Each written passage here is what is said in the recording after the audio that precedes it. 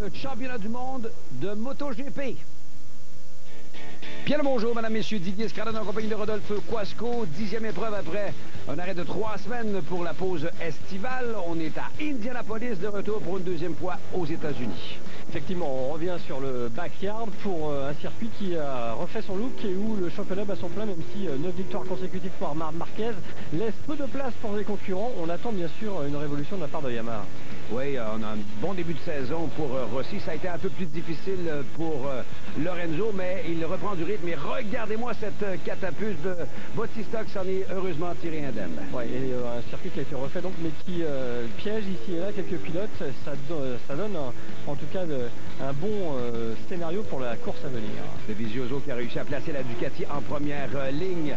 Il partira à nouveau pour un 10e Grand Prix consécutif de cette première ligne. On parle bien sûr du meneur au championnat qui a une fiche parfaite, Marc Marquez, sur la Honda Repsol numéro 93.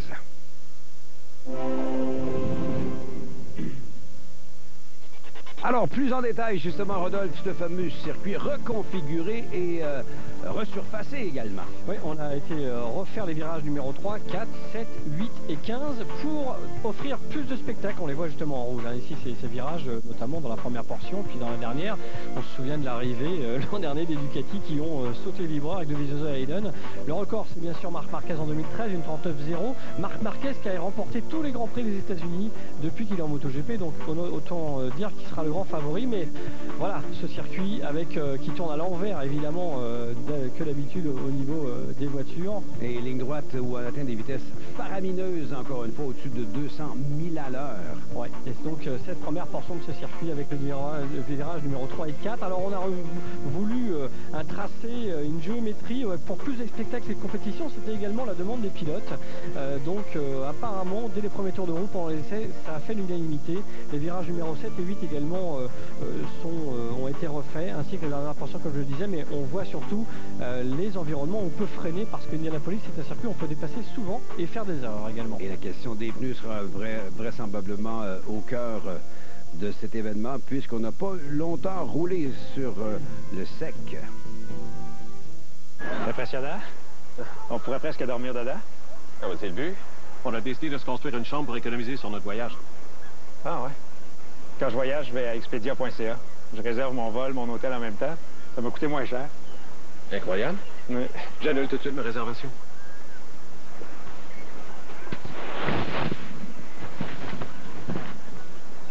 Hey, on va se baigner. Réservez le vol et l'hôtel ensemble et économisez jusqu'à 500 $. Expedia.ca, votre voyage à votre goût. Parfois, il suffit d'y croire, comme lorsque j'ai arrêté de fumer. Nicorette Vapo Éclair est un vaporisateur à libération instantanée qui a soulagé rapidement mes envies de fumer et mes symptômes de sevrage pour que je puisse enfin écraser. Maintenant, je crois que je pourrais tout accomplir. Nicorette, faites quelque chose d'extraordinaire.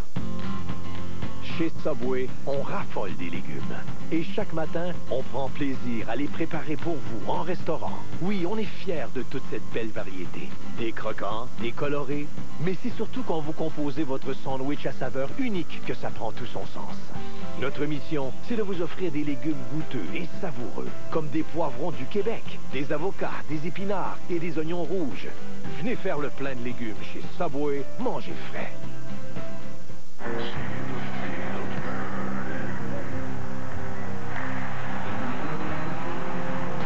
Rouge et Noir, Alouette, vendredi dès 19h, seulement sur RDS. Nettoyez plus facilement, plus rapidement et sans éclaboussure avec la vadrouille Ultimate Spin Mop. Vous trempez et savonnez sa tête. Puis, vous enlevez l'excès d'eau sans éclaboussure en la tournant. Vous n'avez jamais besoin de la toucher pour la tordre. Et son pivotement à 360 degrés permet de nettoyer même les endroits difficiles d'accès. De plus, elle est lavable à la machine et douce pour toutes les surfaces. La vadrouille Ultimate Spin Mop. Seulement dans les quincailleries et centres de rénovation Home Hardware et Home Furniture. Entre nous, c'est du solide. Conseil d'expert inclus.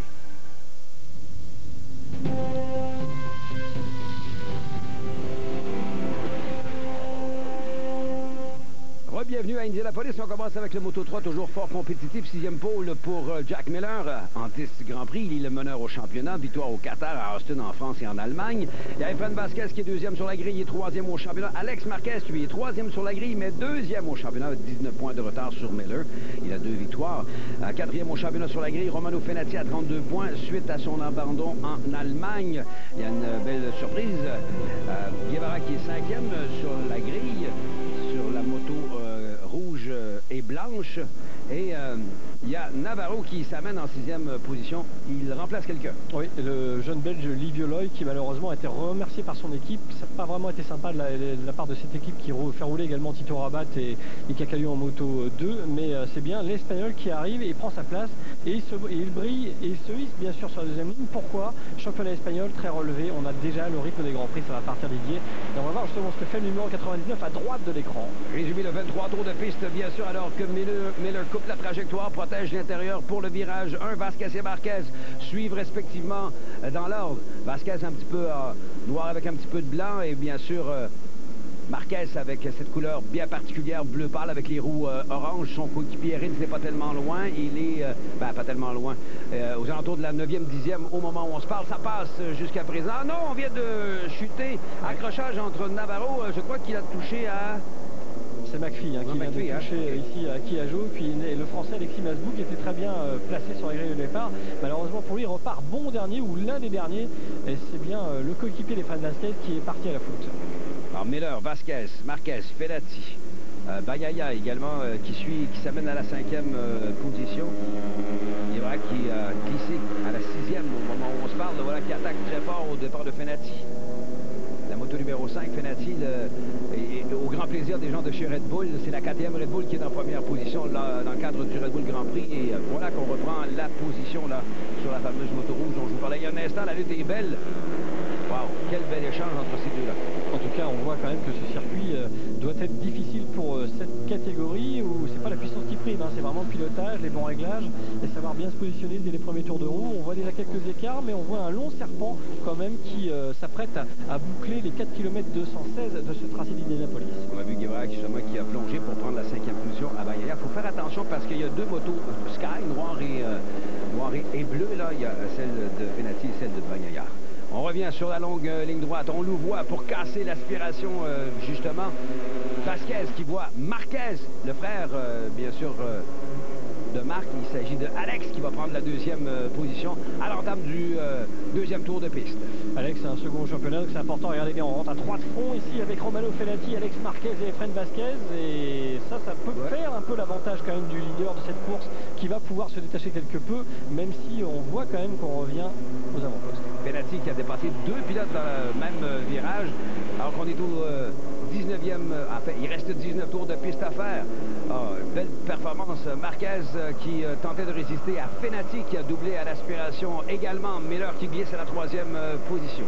Et de Marc, Didier en tête de cette course avec des KTM contre les Honda, bien sûr Fenati sur KTM comme Jack Miller, et puis les Honda de Vasquez et d'Alex Marquez second. On voit quand même que la bataille, même si elle est moins importante qu'en MotoGP, eh bien la bataille des constructeurs est quand même là parce qu'on aime bien venir se jauger à ces niveaux du championnat du monde des Grands Prix. Rodolphe, rares sont les fois où quelqu'un fait le trou, comme on dit, réussit à se détacher. C'est pour ça que c'est comme on a Bagnaia qui est allé tout droit, alors que Marquez, là, sur la Honda Repsol, tente quelque chose aux dépens de Fenati. Miller qui est en embuscade tout juste derrière, et Vasquez, la moto numéro 7, et on sera en mesure de repartir, oui ou non, on ne sait pas trop pour Bagnaia. Il tentait, semble-t-il, de faire un virage en U et de retourner sur la piste. Son coéquipier Fenati, le meneur au championnat, qui, avec 4 victoires, amène la meute. Marquez en a 2 sur la moto numéro 12 et du côté de Miller, je me suis trompé, c'est Miller qui en a 4. Marquez en a 2, Fenati en a 3, voilà. Il y en a un qui court toujours après sa première victoire, c'est Efren Vasquez. Depuis le temps qu'il est présent en Grand Prix, imaginez aujourd'hui, c'est son 116e départ en Grand Prix. Il a roulé la première saison de 150 qui maintenant a été remplacée par le Moto 2 et depuis il a fait toute sa carrière en 125 et Moto 3 et là pour l'instant c'est toujours un gros acteur du championnat comme on le voit ici. Oh, regardez la horde des pilotes qui s'amènent comme ça pendant qu'on voit Oliveira avec Cornfield et puis Navarro qui se font une lutte de tous les instants. C'est pour la 8e position que ça se passe présentement. Peloton de 3 maintenant qui tente de rejoindre le peloton à l'avant. Ils étaient quand même 7 dans un groupe total. Et on voit Oliveira, le numéro 44 avec sa Mahindra. On a vu cette moto qui était bien en forme en début de saison, mais on le disait justement, alors qu'ici Akiaju malheureusement, qui a été impliqué dans la chute en début de course, doit abandonner avec la Husqvarna, qui est donc la cousine de la KTM, mais c'est bien une Husqvarna. C'est dommage ça, parce que Akiaju il avait fait de belles choses, comme Miguel Oliveira. Je reviens sur le pilote Mahindra, en début de saison était pas mal, mais on voit que quand les gros acteurs du championnat, qu'ils soient Honda ou KTM, remettent les moyens en développement, et bien quand on ne suit pas ce développement, on est un petit peu en retrait. C'est le cas de Miguel Oliveira. Au 14e tour, c'est Rins et son coéquipier Marquez qui occupent respectivement la première et la deuxième position, pendant que Vasquez s'amène tout juste derrière. Vasquez à l'aspiration, plonge. Non, trop tard. Par contre, Rins, au départ de son coéquipier, lui aussi va se raviser. Et Felati qui reprend au départ de Miller, la moto bleue et noire, là, à la 4e position. Miller, la moto, la KTM orange et aux couleurs de Red Bull, bien sûr. Quelle fin de course. 11 tours de piste à faire. Quelle course devrais-je dire? 1, 2, 3, 4, 5, 6, 7, 8 pilotes dans un peloton fort serré. C'est Banner qui s'est joint au groupe avec les roues aux couleurs Brad Binder, effectivement. Jaune ou verte. Oups, il y a un pilote droit, c'est justement Navarro qui est parti tout droit. Bizarrement, il a failli venir embrasser le groupe. Brad Binder est sur Mahindra, lui, mais pas en version officielle comme peut l'être Miguel Oliveira. Voilà Navarro qui débute en Grand Prix. C'est pas forcément le tracé le plus idéal pour commencer sa carrière. Oui, il a mis la barre haute en partant. Vasquez continue de mener devant Felati avec Rins et Marquez. 250 cc bicylindre, 4 temps de pneumatiques de petite dimension qui sont en rapport bien sûr avec la puissance des motos. Il faut savoir, comme on dit, carry the speed dans les virages.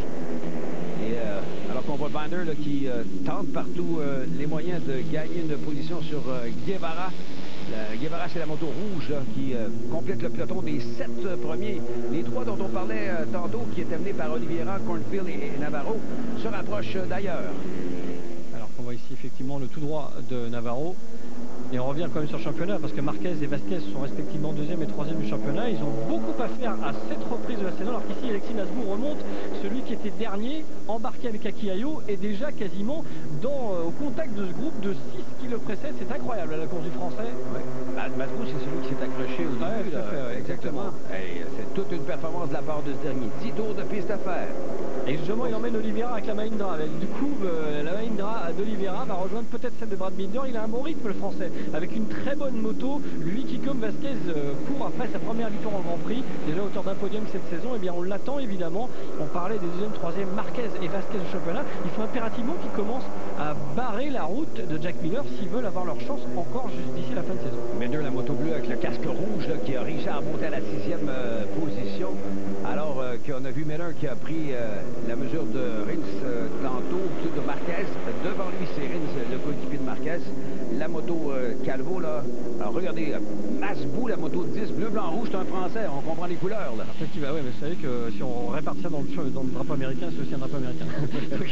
Donc, un Grand Prix de l'Annapolis, c'est plutôt pas mal, mais cela dit, voir Masbourg revenir 4e et éventuellement se mêler la lutte pour la victoire est absolument incroyable sur ce Grand Prix. Ils sont 9, Rodolphe, à se battre pour la première position avec 8 tours de piste à faire. Attention, regardez ça.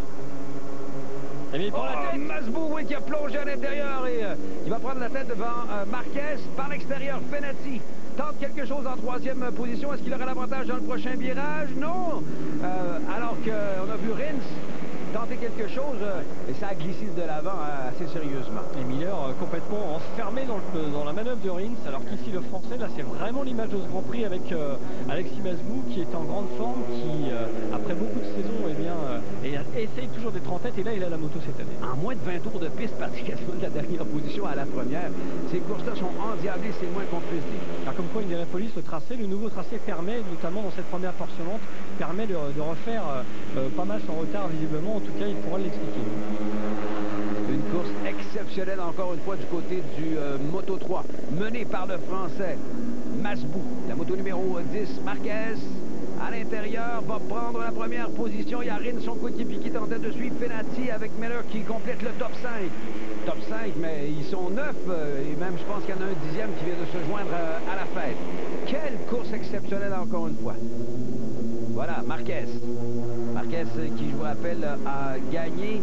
Ça s'est passé à Catalogne. Et regardez ça, 1, 2, 3, 4, 5 de large. Rien de moyen. Regardez à l'aspiration qui va monter directement à la première position. C'est Vasquez sur la moto numéro 7. Fenati tente de prendre la première place. 2 tours de piste à faire maintenant seulement. Fenati se retrouve maintenant en tête. Marquez est à la 3e et entre les deux, on retrouve Vasquez.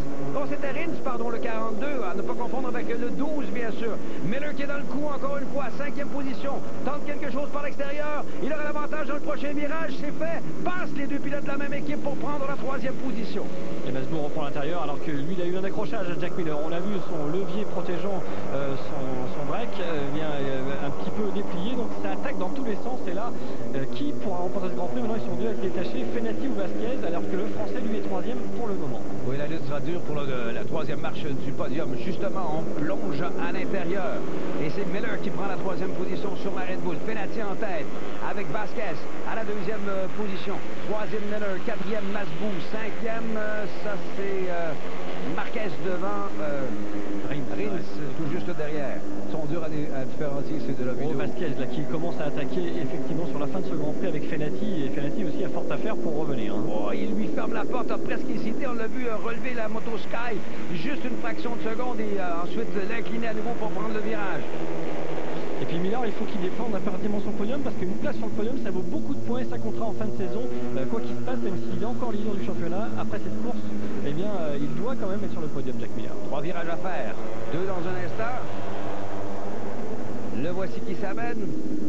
J'ai confondu la section. Voilà, l'avant-dernier virage.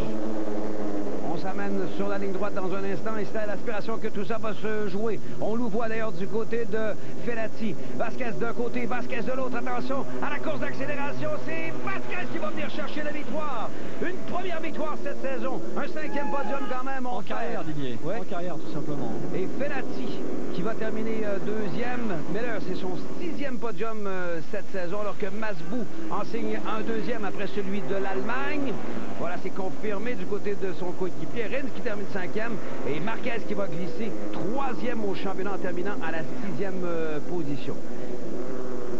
Parce que Vasquez va le devancer. C'est lui qui va grimper 2e au classement général à la suite de cette belle performance. Fenati va rester 4e, mais 7 points seulement séparent les 3 pilotes. En parlant de la 2e, 3e et 4e position. Du côté de Miller, le numéro 8, eh bien, il va augmenter son avance maintenant à 21 points, elle qui était de 19 avant de se rendre du côté des États-Unis. Wow! Quel Grand Prix, hein. Il avait réalisé une première pole dans sa carrière, c'était en France cette saison. Fran Vasquez, l'homme de Bilbao, un autre espagnol, mais pas forcément dans les meilleures régions. Eh bien, le voilà maintenant à décrocher sa première victoire après 116 départs en Grand Prix. Et je pense qu'il va fêter ce soir et se coucher très tard. Alors voilà le résultat officiel de cette épreuve. Au retour de la pause, mesdames, messieurs, ce sera le Moto 2. Restez avec nous.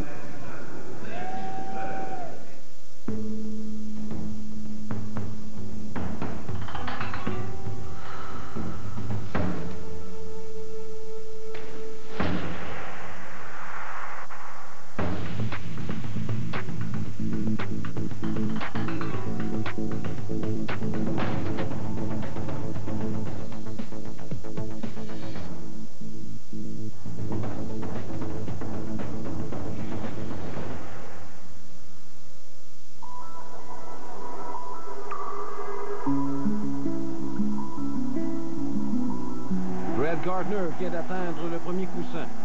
On doit le tenir à l'œil. Il est extrêmement rapide. I steal bases on RDM. Il est parti. Il glisse. Il est sauf. Quel instinct. Quel départ.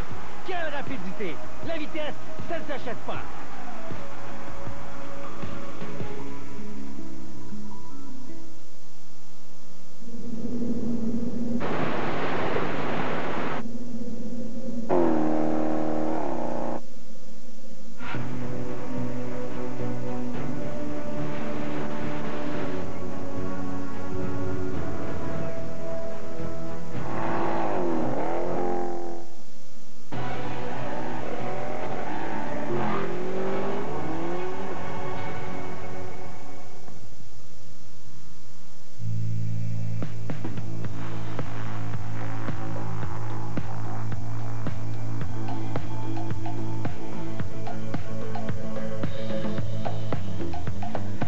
Sur PokerStars.net, vous trouverez plus de tables, plus de joueurs, plus de parties que sur toute autre appli de poker.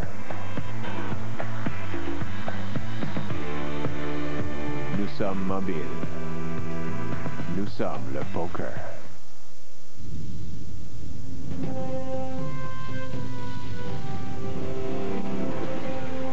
Nous sommes de retour à Indianapolis pour cette fois-ci le Moto 2 et Moto de 600cc. Tout le monde partage la même motorisation. Deuxième pole cette saison pour Mika Kallio, deuxième au championnat derrière son coéquipier Rabat qui partira sur la deuxième ligne. Rabat est toujours parti de la première ligne à l'exception du Grand Prix d'Espagne. J'ai dit la deuxième ligne, mais c'est plutôt la deuxième position.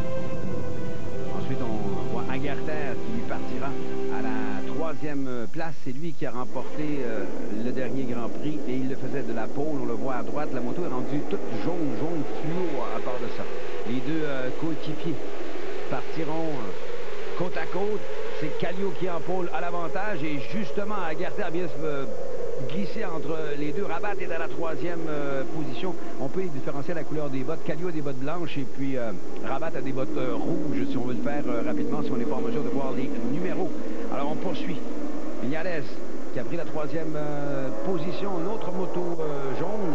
Il y en a plusieurs. Beaucoup de circulation encore une fois. Ils sont fort nombreux à participer à ce championnat. Et Kallio, Rodolphe, qui fait le trou dès les premiers virages. Ouais, il est très fort, hein, Mika Kallio, dont on l'a vu en Allemagne, pole et victoire. Et bien ici, encore une fois, pole.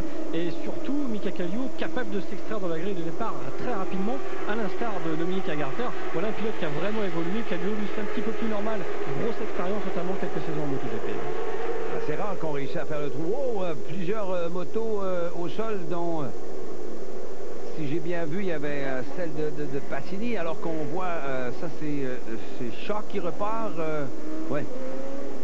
La moto numéro 25 avec un peu de gazon. On voit que le carénage est passablement endommagé. La moto de Pasini très endommagée également. On n'a plus de bracelet de demi-guidon pour pouvoir pousser la moto. Ici, le Marshall est un petit peu embêté. Voilà, on va la remettre au point mort. Et puis Anthony West est également là, alors qu'on s'affaire staff médical autour de Mattia Pasini. Hein. Oui, et on a vu aussi une autre moto, c'est Krummacher, je crois. Et West est un des pilotes qui a gagné cette saison, on s'en souvient, ça s'était passé sous la pluie. Tiens, drapeau rouge, c'est rare. Alors, on ne lésine pas de ce côté-là quand on pense que le pilote est blessé. Surtout, c'est encore le fameux virage où on va dans l'herbe de 2, si j'ai bien vu. Oui, mais justement, comme on s'attarde effectivement sur Mattia Pasini, le voilà encore, l'équipe médicale est là. On ne prend pas de risque, hein. On refait une grille de départ évidemment et afin de relancer cette catégorie. Il partira pour 16 tours d'ailleurs. Cette fois-là, à la suite de cette neutralisation, on se souvient qu'au départ, on devait faire 25 tours. On a un peu bousculé par le temps parce qu'il y a le MotoGP qui s'en vient également. Il y a peut-être même un peu de pluie qui s'en vient, c'est ce qu'on prévoit. On espère... c'est malheureux pour les pilotes, mais pour le spectacle, c'est toujours beau. Attention, on repart. Encore une fois, Kallio de la pole. Moins 36 pour Fernandez, c'est parti pour la gloire. Écoutez, un copie-coller puisqu'Agarter va se glisser entre lui et son coéquipier Rabat. Ça ça c'est important dans cette catégorie de savoir s'aligner, de bien partir. C'est également la clé en MotoGP. Donc quand cette catégorie Moto2 prépare les pilotes pour aller vers la alors qu'une chute ici avec Tom Luthi, Julian Simon, il y a également Jonas Folger malheureusement, et encore Jocherine au mauvais endroit, au mauvais moment, victime de l'accrochage devant lui. Ah, Simon, le voilà, lui, c'est difficile pour Julian Simon, hein. On l'a vu un peu briller par le passé dans cette catégorie, mais maintenant on le voilà complètement englué dans le paquet. Et malheureusement, quand on a des accrochages comme ça, eh bien, on en fait souvent les frais. Si j'ai bien vu, c'est Luthi qui est entré en contact avec Salom, qui est le coéquipier de Viñales. Alors voilà, justement. Ouais. Ah, ça c'est un bijou Viñales, hein. Vraiment il monte, rookie dans la catégorie Moto2, et le voilà déjà en 4e position. C'est vraiment une très très grosse performance de la part de celui qui a été un des plus jeunes à remporter un Grand Prix ces dernières années, alors qu'il roulait sous les couleurs de Paris Hilton. Je tiens à le rappeler, il avait remporté le Grand Prix de France en catégorie 125. Et Viñales a gagné le Grand Prix d'Austin en 250, en fait en Moto 2 comme on l'appelle maintenant. À bord avec Rabat qui roule à la 3e position. On parle de Viñales, c'est lui qui est en vedette là sur l'écran, et on voit que Rabat a passé finalement à Garter pour prendre la 2e position. Kallio, son coéquipier, s'est déjà détaché. C'est assez hallucinant. Alors attention, est-ce que Rabat a quelque chose pour aller chercher son coéquipier? Rabat qui a 4 victoires, Kallio qui en a 2 jusqu'à présent, alors que Viñales en a une, Agarter en a une et West aussi. Il vient de passer en 3e position, Maverick, avec eh bien, il a grillé la politesse ici au Suisse Agarter. Très bon travail, hein, de l'équipe de francophones, alors qu'ici Louis Salom malheureusement s'accroche avec c'est Morbidelli, ouais, le coéquipier de Julian Simon. Décidément cette équipe Italtrans qui aura été complètement décimée sur les premiers tours de route Grand Prix. Alors Salom, 2e incident dans lequel il est impliqué lors de cette 10e épreuve pour ce qui est du Moto 2. C'est pas facile pour Salom avec son coéquipier Viñales qui va bien. On est quand même entre coéquipiers, bien c'est ça qui marque la saison également, alors qu'ici les anciens concurrents en catégorie 125, Johan Zarco et l'allemand Cortese là sont coude à coude. Hein. C'est qui est champion du monde par le passé en catégorie 125 également. Alors très agressif après l'aspiration en entrant au virage 1, une belle lutte qui continue de se dérouler. Alors qu'il reste 8 tours de piste à faire seulement. À la reprise, regardez, c'est super ralenti, j'adore. On dit que l'image vaut 1000 mots, c'est pour ça qu'on va se le faire. On va voir de près le travail des suspensions. On voit que dans cette catégorie, à l'avant, on utilise des freins en acier, ce qui est différent du MotoGP, bien sûr. Ce sont des motos très développées, très poussées également dans leur tranchement. Et voici le duo habituel avec Kallio et Rabat. Et en 3e position, Viñales. Ouais, en fait, je dirais presque la pluie et le beau temps depuis le début de la saison. Simone Corsi, le copain et coéquipier de Mattia Pasini, et bien lui arrive en 5e position pour sauver les couleurs de l'équipe Forward, également présente en MotoGP avec Alexis Spargaro notamment et Colin Edwards. Pour ce qui est de Viñales, on le voit à l'aspiration, on va tenter quelque chose sur Rabat. Rabat qui se ramasse, on doit faire de jeu de mots, et qui doit ouvrir. Et il y a Agarter qui va en profiter en jaune fluo pour passer. C'est Rabat qui dit trop, c'est pas assez. Et ouais, c'est ça, on dirait qu'il est entre ses deux oreilles, les fils se touchent. En profiter pour s'imposer à l'intérieur, le tasser à l'extérieur, et puis il n'a pas pu prendre ses repères. On revoit justement ce tac. Alors, on a même vu sortir le coude presque pour indiquer. Et là, il reprend sur Agarter, mais là, il va aller trop loin, sort trop large. C'est certain, il arrivait trop vite dans le virage. Il va vouloir reprendre sa position. Mais pour l'instant, Agarter, la piste à faire maintenant. Il a perdu beaucoup quand même dans le passage ici, Tito Rabat. Il surtout essayer de refaire à l'intérieur dans un virage aussi fermé que le numéro 2. Le numéro 2, pardon.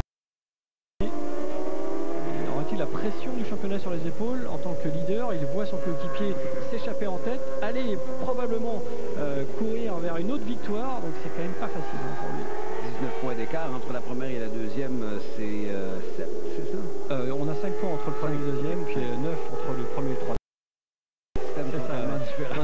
Il y a 4 points d'écart entre le et ensuite 3, c'est 25, 20, 16 et 13 pour les 4 premiers, puis 11 pour le 5e.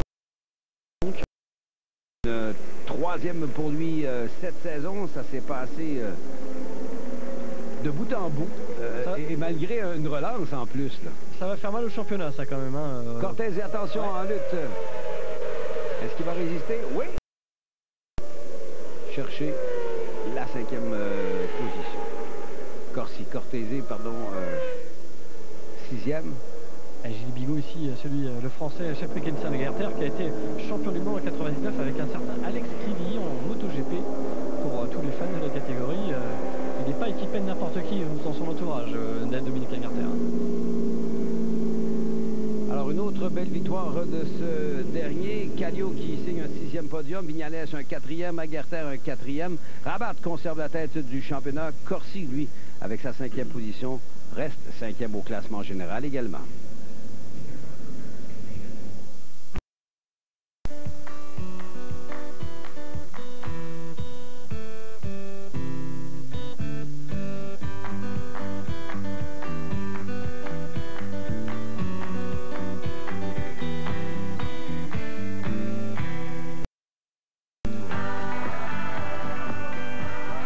Balle Tour S. Distance et émotion.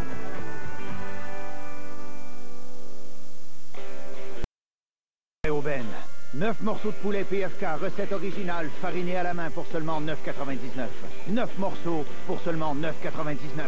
Wow, ça c'est une vraie aubaine. PFK, tellement bon.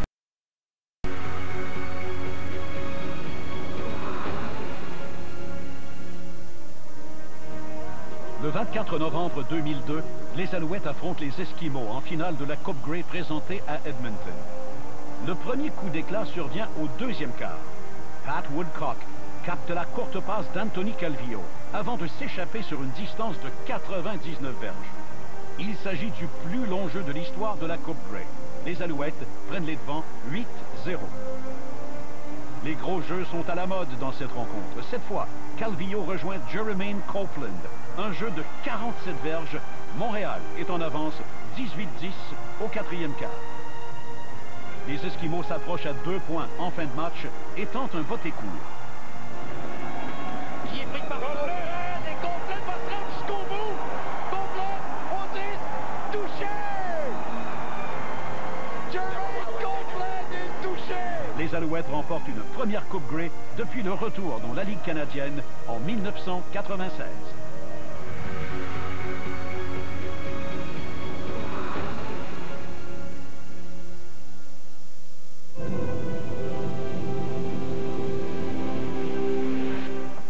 Les qualificatifs pour parler bien sûr de Marc Marquez sont assez incroyables. 9 victoires en 9 courses. Il prendra la pole encore une fois avec Dovizioso à ses côtés et Lorenzo, le pilote usine Yamaha. Un circuit à 16 virages, je vous rappelle, 10 à gauche, 6 à droite. C'est pas mal plus chaud pendant qu'on voit la grille de départ, Rodolphe, par rapport au fois où on a roulé en pratique et en qualification. Donc, il y a 10 degrés Fahrenheit de différence. C'est beaucoup et il va falloir bien observer ça du côté des pneumatiques également. C'était vraiment une donne importante parce que quand on a un nouveau revêtement comme ici, qu'on a effectué des essais sur des pistes plus fraîches, c'est une vraie découverte pendant cette course. Donc, il va falloir observer ce qui se passe. On a vu qu'Edwards partait au niveau de la 15e position. C'est son dernier départ. Ouais. On ne terminera pas la saison, semble-t-il. Ouais, on en reviendra plus tard, mais c'est le dernier Grand Prix pour Colin Edwards. Peut-être fera-t-il encore quelques wildcards d'ici la fin de saison, mais c'est la fin pour ce géant des États-Unis du sport moto. Attention, on part pour 27 tours de piste, chose qu'on n'a pas fait, 27 tours de piste de suite depuis le début du week-end. On va voir comment les pneumatiques vont réagir. Mauvais départ pour Marquez, bon pour Dovizioso qui va prendre la première position, Rossi à la deuxième. Ensuite, c'est Lorenzo qui le suit, son coéquipier en troisième position. Voilà que ça mène Marquez à la quatrième. Il va reprendre la troisième position. Et regardez, Yannone à l'intérieur. Quelle manœuvre de la part de ce dernier qui va se retrouver en deuxième position derrière Dovizioso. Il monte fort, Yannone, depuis cette saison. Il monte fort dans la hiérarchie. Il sera certainement le prochain coéquipier de Dovizioso en 2015. Mais pour le moment, il ne trahit pas la confiance que Ducati lui porte. Alors que Rossi se porte en tête d'un Grand Prix. Regardez bien, Olivier, cette image, ça fait très longtemps qu'on ne l'avait pas vu. Rossi va-t-il être capable de mener quelques tours? En tout cas, pour le moment, ça mérite d'être souligné. Parce que derrière, on est parti plus doucement, notamment pour Lorenzo et Marquez. Rossi qui connaît un début de saison exceptionnel. Il est revenu, il a d'ailleurs re-signé avec Yamaha, tout comme Lorenzo Crutchlow qui va sans doute quitter Ducati. Et comme il l'avait mentionné, être remplacé par Yamaha. Yanon qui va remplacer Crutchlow, mais pour le moment on voit quand même qu'on est là du côté de Yamaha, pas forcément là pour la victoire, mais là quand même pour venir donner le contre-coup. Il faut dire quand même que Didier, on a une grosse équipe Honda Repsol qui est très difficile à battre, avec un génie à son guidon, le voici avec son numéro 93, et Ducati remonte. Pourquoi Ducati? Nouveau moteur ici à Indianapolis, et puis pour les observateurs un peu plus fins, regardez bien, le carénage a également changé, donc on travaille fortement chez Ducati, non tunnel vent, pour pouvoir faire une moto performante, et encore d'ici la fin de saison faire une moto performante. Avec Bradel qui roule à la 9e position alors qu'on complète ce premier tour de piste. On entreprend le deuxième maintenant. On parlait des pièces, les nouvelles chez Ducati, nouvelles pièces moteurs, mais c'est pas sûr que Crutchlow les a. Non, c'est sûr que Crutchlow les a pas, ça c'est évident. Maintenant qu'il est plus dans l'aventure pour 2015, eh bien on arrête le développement de son côté, mais il a prouvé de belles choses de Dovizioso déjà depuis le début de saison. Il a fait aussi, il est monté sur le podium, et regardez bien ce qui se passe chez Ducati. On travaille doucement, c'est dur encore. 2015 sera certainement une année de retour pour le constructeur italien, mais pour le moment, d'occuper la tête des Grands Prix comme le fait Dovizioso, c'est plutôt pas mal. On le voit, le 0,4. D'ailleurs, il est parti en gomme ultra tendre. C'est sans doute la raison pour laquelle il est aussi rapide en début d'épreuve. On va voir qu'est-ce que ça va donner en fin d'épreuve. Par exemple, Crutchlow, son coéquipier, est à la 11e position. Alors, c'est Rossi. Ça, c'est bon de voir le nonuple champion en MotoGP qui continue encore une fois d'impressionner. C'est toujours une valeur, alors qu'ici, bien à l'intérieur de Pedrosa passe Lorenzo, alors que Yanon, lui, a perdu du temps. Marquez a pris la 3e place. Il a perdu du temps, malheureusement, Andrea Yanon, et lui, il est en train de s'affiner sur son pilotage, sur les stratégies également pendant la course. On a vu un Marquez partir tranquillement, mais le voilà déjà 3e de ce Grand Prix. Lorenzo commence à mettre la cavalerie en route, et ça va commencer à payer certainement Didier, ça. Pedrosa qui roule, on le voit, derrière Lorenzo, à la 6e position. Espargaro, on parle de Paul, bien sûr, sur la Yamaha Tech 3, alors que la Yamaha usine Movistar Monster de Valentino Rossi est toujours en première position. Dovizioso qui veut reprendre son dû, lui qui avait tantôt connu un départ canon, alors que Dovizioso fait le tour le plus rapide d'une 33.376. Je vous rappelle que la pole avait été faite en 1.31.6. Et celui qui remplace Nicky Hayden, qui je vous rappelle est parfait pour ce Grand Prix, c'est Léon Camier, 15e de cette course. Il vient de prendre le point, l'unique point possible pour l'instant sur ce Grand Prix face au Français Magny Meglio. Camier, très bonne inspiration et très bonne adaptation au MotoGP sur une piste qui n'est pas facile. On va voir ce qu'il va faire d'ici la fin de cette course. Gros nuage noir, vous le voyez certainement à l'ouest de ce fameux circuit, le mythique circuit qui a vu le jour en 1909. Qui a subi plusieurs transformations. Il court sur circuit routier en automobile depuis déjà un bon moment. On tourne au sens contraire du côté des motos. Alors que Dovizioso a voulu plonger, mais il s'est ravisé. Regardez l'angle, ça peut atteindre plus de 60 degrés dans les virages. Les pilotes qui ont des glisseurs sur les coudes et sur les genoux, bien sûr. Il faut faire attention ici, Rodolphe. Il y a quelques vibreurs qui sont un peu hauts, vagués, qui peuvent créer des surprises, de mauvaises surprises à certains pilotes. Alors vous parliez également de ce circuit en 1909, oui, première course. La première course, c'est une course de moto, il faut quand même le souligner. C'est pour ça que le MotoGP a fait son retour. C'était pour fêter le centenaire de ce circuit en 2009. Et le MotoGP est revenu un an avant, en 2008. Et donc c'est également l'ambition maintenant d'Indianapolis de conserver le MotoGP à l'avenir. Oui, il faut dire qu'ils ne sont pas gâtés par contre du côté de la relève chez les Américains. Et on dit qu'on travaille chez Dornan très fort pour essayer de développer justement parce qu'à un certain moment donné, il y avait 8 motos usines qui étaient disponibles. Il y avait 6 Américains justement qui étaient parmi ceux-là. Et Lorenzo qui continue à baisser le temps le plus rapide. Alors pour l'histoire des Américains, il faut savoir quand même que Hayden est forfait pour ses courses, sera forfait à Brno.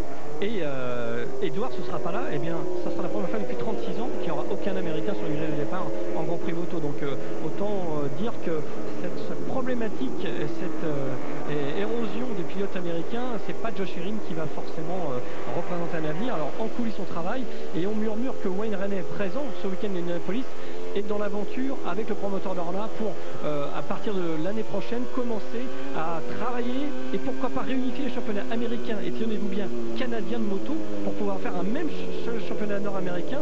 Et peut-être que le promoteur espagnol ait un rôle à jouer ou une catégorie à développer, comme du Moto 2 ou du Moto 3 dans ces championnats. Donc c'est un peu ce qui se trame en coulisses de ce Grand Prix. Oui, parce que si on veut MotoGP, c'est bien les fameux Superbikes, comme on les appelle, ou les motos de série. Mais il n'y a rien que, comme commencer à un très jeune âge. Je sais qu'il y avait eu des efforts dans ce sens-là. Suzuki avait une série monotype avec des bicylindres. Il y a Honda qui a fait la même chose avec des 125, puis des 250. Ça passe par des séries monotypes, j'ai l'impression, pour développer de très jeunes pilotes. On vous a montré comment c'est tout. Oui, bien sûr. On vous a montré la Red Bull MotoGP Rookies Cup qui était présente par le passé aux États-Unis, qui est polémique de la part du sponsor principal qui est Red Bull. Donc on est sur une problématique dans laquelle se trouve le championnat américain, on le rappelle, par la famille France qui détient également d'autres compétitions. On a quand même un gros problème et plus d'investissement de la part des marques, à part peut-être Yamaha, donc le championnat n'est plus ce qu'il était à la Coupe de Spiel de Mercedes. Oui, mais justement, je pense que c'est en voulant démocratiser le tout et en voulant permettre à ce que plus de privés rentrent dans les rangs et aient des chances de gagner qu'on a fait fuir les manufacturiers. Et là, il n'y a plus de guidon à aller chercher. Tout le monde se trouve des commanditaires à gauche et à droite, mais il n'y a plus, ou à peu près plus de guidon payant, comme on dit. Dovizioso à l'intérieur, sur Rossi, ça n'a pas passé encore une fois. Rossi, qui exerce un contrôle sur la course et sur Dovizioso depuis le début de cette dernière, après 6 tours de piste. Marquez à la 3e, Lorenzo à la 4e position. Rossi, le nombre de podiums est absolument hallucinant. Ce dernier, je vais juste m'assurer que je donne le bon chiffre, 188 en carrière. Ouais, et puis on a vu également les différentes trajectoires entre Valentino et la Ducati qui se comporte plutôt pas mal, même si on doute quand même qu'elle tienne le rythme sur la durée du Grand Prix. On voit Marquez quand même bien positionné en 3e position, il laisse un petit peu les deux s'expliquer alors que la Ducati prend la tête du Grand Prix d'Indianapolis. C'est bien ça pour la marque sur le sol américain, et Rossi va reprendre son bien évidemment au virage numéro 2. Et alors ça croise. Quel bel échange, pardon Rodolphe. C'est à moi, c'est à toi. On s'est touché d'ailleurs et Rossi a été obligé de sortir large, tout comme Dovizioso, et Marquez profite bien sûr de la situation pendant que ça mène tout juste derrière. Yannon. Oui, alors que la caméra sur la Ducati a fait les frais dans cette accrochage. On va faire une courte pause, mesdames et messieurs, on vous revient dans un instant. Restez là.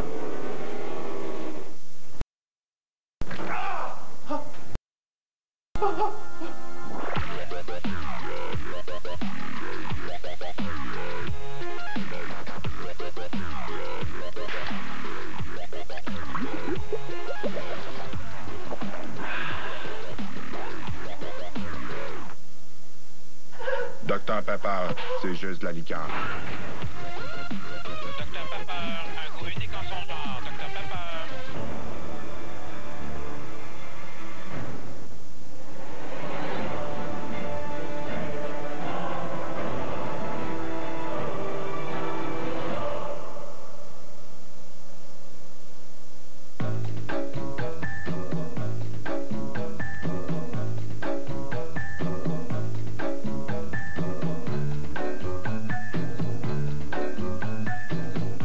Placement CI, nous célébrons l'individu.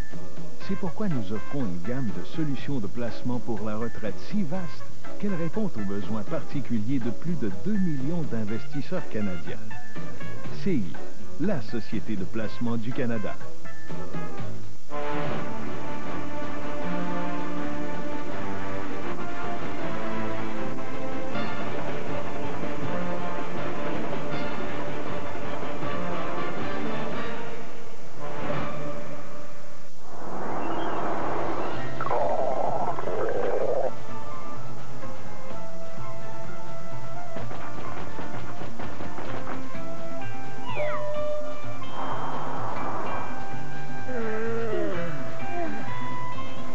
Profitez du service essentiel et découvrir nos régions et leurs attraits. Plus de 40 villages relais reconnus sont là pour vous. Recherchez ce panneau et prenez le temps de vous y arrêter. On est est autour du côté du MotoGP. Rodolphe qui me signalait que pendant la pause, j'ai dit Yannone en parlant bien sûr de Dovizioso qui est passé de la première à la 4e position. Alors que à la suite de ces beaux échanges là, le docteur est de retour en tête. Marquez est de retour en tête, pardon. Le docteur est 2e. Ces images nous viennent d'ailleurs de la moto de Rossi.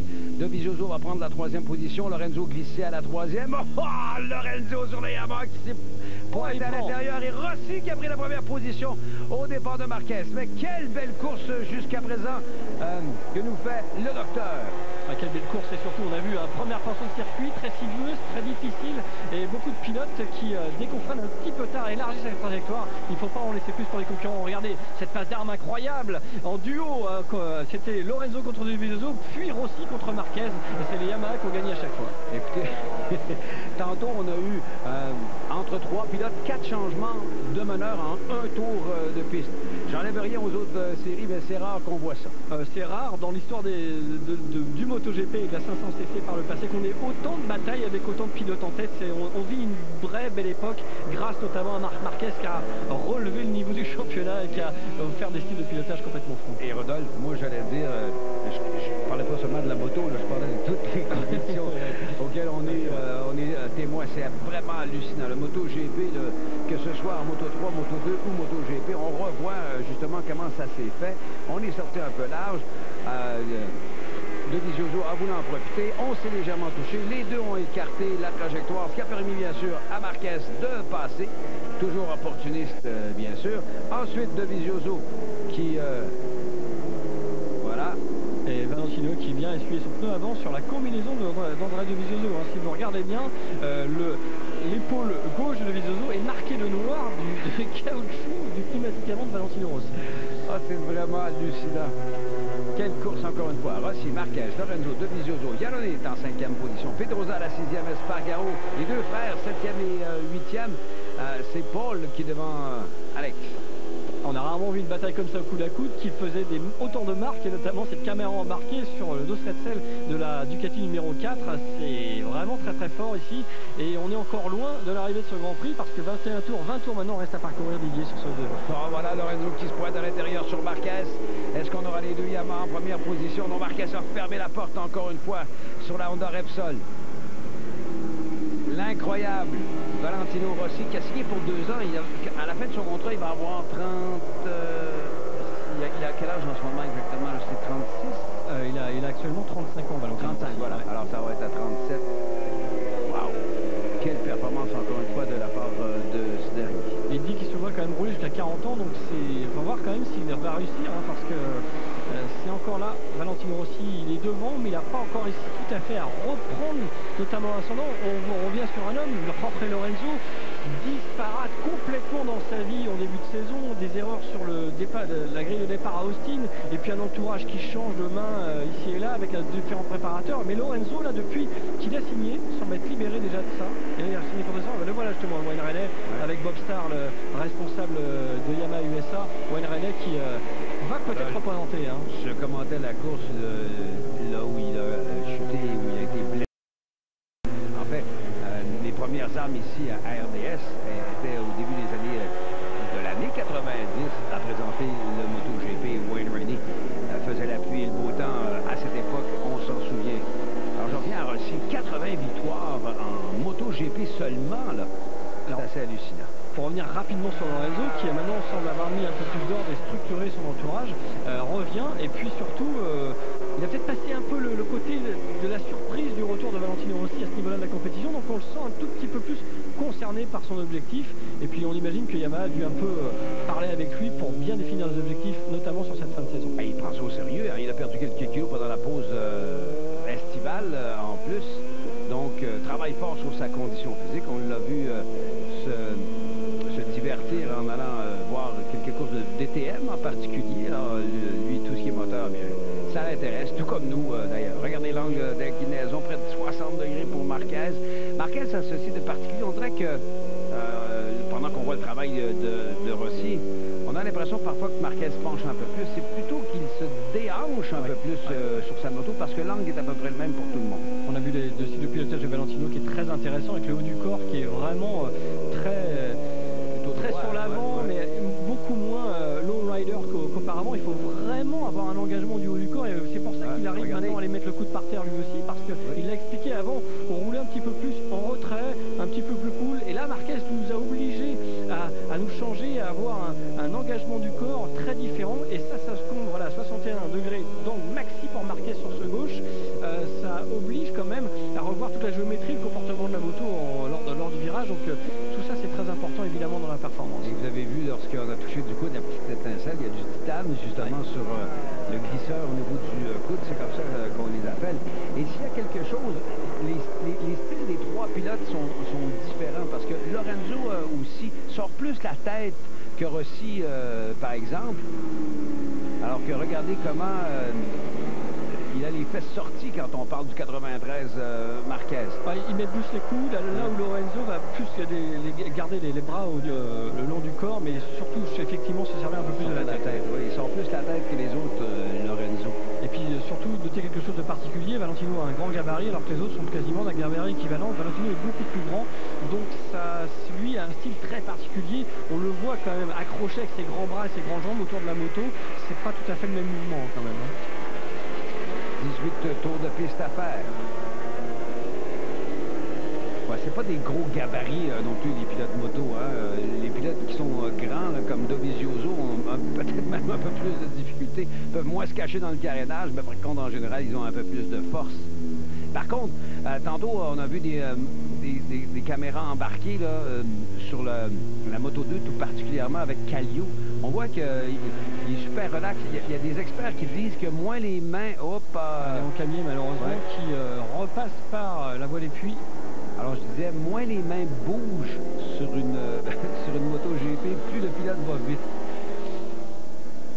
Ouais, on a vu par le passé des belles caméras embarquées qu'on ne revoit plus aujourd'hui, hein, qui notamment au bout de cette ligne droite, on voyait Valentino Rossi remettre sa garde de frein comme il faut, alors que Lorenzo en profite pour se porter à l'intérieur. Est-ce que Marquez va répliquer? Les deux Yamaha en première, en deuxième, non, attention, Marquez, l'autre est obligé de relever, là. Et ça nuit, bien sûr, à Valentino Rossi qui passe de la première à la troisième position. Tout ça à cause, bien sûr, de l'attaque portée. Regardez comment le pilotage du 99, là, il est obligé de relever la moto à 2 reprises dans un seul virage, qui fait qu'il va passer de la première à la troisième position, que Marquez va reprendre la tête. Valentino Rossi, lui, va être en deuxième position, lui qui avait glissé jusqu'à la troisième. Et Dovizioso, la moto rouge et blanche, la Ducati, qui veut profiter de tout ça. Pedrosa qui est un petit peu dans son monde, à lui devant Iannone et Espargaro. Paul, son frère Alex, ensuite c'est Bradley Smith qui complète le top 10. Il fallait pas lui faire ce cadeau-là. Tout pas tenter ce diable comme ça maintenant. Il a tenté Jorge Lorenzo, mais il fallait vraiment pas lui donner ça à Marc Marquez, parce que là, on imagine mal qu'à présent, arriver par rapport au pilote Honda sous le joug du leader du championnat, 9 victoires consécutives à 17 tours de la fin de la course. On n'a pas vu beaucoup de grands prix où ils étaient capables de revenir sur la fin de chez Marc Marquez. Et Rodolphe, ce qu'il faut savoir aussi, c'est que l'expérience de Rossi là-dessus a été apprimée, parce qu'on a vu qu'il ne s'était pas énervé du tout suite à la situation. On en reparle au retour de cette courte pause. Vous écoutez le MotoGP à RDS.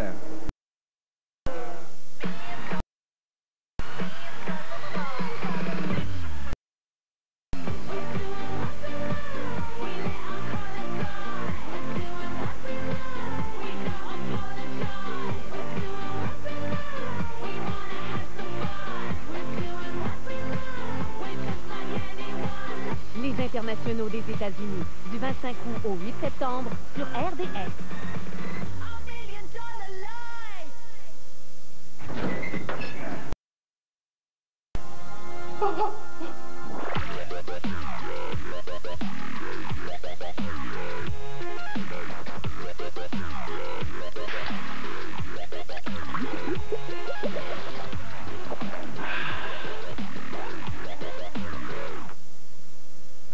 Dr Pepper, c'est juste de la liqueur. Dr Pepper, un goût unique en son genre. Dr Pepper. Orville Redenbacher a mené une expérience hautement scientifique afin de démontrer si son maïs soufflé pouvait rehausser le plaisir de regarder. Du maïs soufflé Orville. Rien à l'autre moitié. Et Et quand on leur a demandé d'indiquer comment ils avaient aimé le film, la moitié avec Orville l'avait aimé beaucoup plus. Ha! La science, pure et simple. Impressionnant. On pourrait presque dormir dedans. On a décidé de se construire une chambre pour économiser sur notre voyage. Ah ouais. Quand je voyage, je vais à expedia.ca. Je réserve mon vol, mon hôtel en même temps. Ça m'a coûté moins cher. Incroyable. Oui. J'annule tout de suite ma réservation.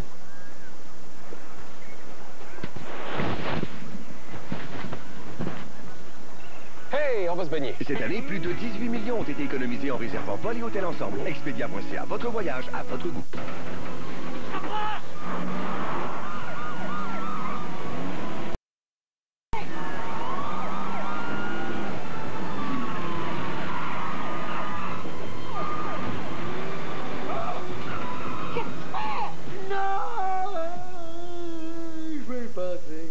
Des pièces de qualité et des bons conseils que vous devriez écouter. Napa Pièce d'Auto, des conseils à la pièce. Le retour à l'entame du 16, avec 16 tours de piste à faire du côté de Indianapolis. Marquez, Rossi, Lorenzo, Dovizioso, Pedrosa, le top 5. Pedrosa qui essaie de rattraper le groupe des 4 depuis déjà un bon moment. Et Paul Espargaro qui fait une belle course en 7e position devant Alex, son frère. Stéphane Bradl, lui, est 9e devant Bradley Smith. Bradl qui est remercié de son FCR et s'en va l'an prochain chez Forward Racing. Donc l'équipe actuelle d'Edwards et d'Espargaro, Alex, et sera remplacé l'an prochain par Cal Crutchlow. Cal Crutchlow, communication encore très floue et très particulière durant l'été. Et il a annoncé à tout le monde qu'il continuait avec Ducati. Il a fait la une de l'hebdomadaire très célèbre Motorcycle News en disant pourquoi je ne quitte pas Ducati. Et une semaine après, il y avait un communiqué officiel comme quoi c'était terminé entre Crutchlow et Ducati. C'est toujours compliqué de comprendre quel Crutchlow, qui lui d'ailleurs est 11e du Grand Prix. Son coéquipier s'est battu en tête. Il y a encore beaucoup de problèmes, à mon avis, depuis l'an dernier, ce qu'on a vu entre Bradley Smith et lui, où il était notamment dominé sur la fin de saison. Et bien c'est encore le cas cette année. Crutchlow mélange souvent un petit peu les coulisses et l'action, donc c'est un petit peu particulier. On dit toujours que ça se passe aussi entre les deux oreilles, parce que le talent c'est une chose, gérer la pression en est une autre également. Et dans ce sens-là, l'unanimité chez les autres pilotes à propos de Marquez, qu'on a passé près, c'était en passant sur le vibreur, je crois d'ailleurs que Lorenzo vient de se faire une petite chaleur. Alors je reviens un petit peu à Marquez, justement. Les autres pilotes disent, le problème avec Marquez, c'est qu'il est fort partout. Pas seulement dans le pilotage, dans la tête et tout ça. Alors on regarde Lorenzo, justement sur le vibreur, et qu'il a été... C'est lui qui a été déséquilibré et pas la moto. C'est très particulier comme image. Alors il a réussi à s'en sortir. Tout droit. Oh, il y en a un qui... c'est Espargaro qui voit... Non, j'ai de la misère avec mes couleurs aujourd'hui. La moto est endommagée, donc sans doute impliquée avec quelqu'un. Stéphane Bradl. Oh, et la moto de Bradl est en miettes. On en parlait justement, Stéphane Bradl qui eh bien, ira sur la moto. Peut-être qu'il a voulu anticiper 2015, mais gros accrochage entre les deux hommes. Et on était au niveau de la 9e position. Regardez la moto culbutée comme telle. Ça coûte cher, par exemple. Donc, il y a eu un contact avec, justement, Espargaro. On annonce chez Suzuki probablement l'an prochain pour le retour du constructeur japonais. On voit qu'il y a beaucoup d'électronique embarquée, justement, à l'arrière de la moto et un petit peu partout.